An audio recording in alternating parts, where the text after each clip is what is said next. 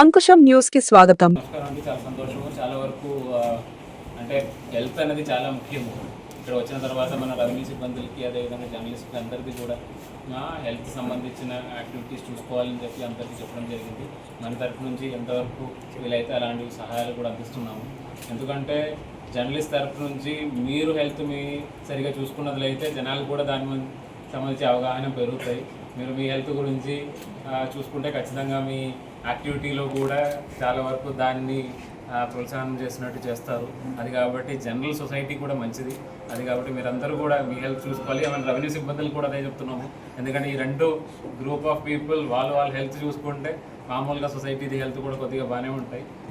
మంచి కార్యక్రమము. నాకు కూడా చాలా సంతోషము వచ్చి ఫ్రెండ్ చేసినందుకు.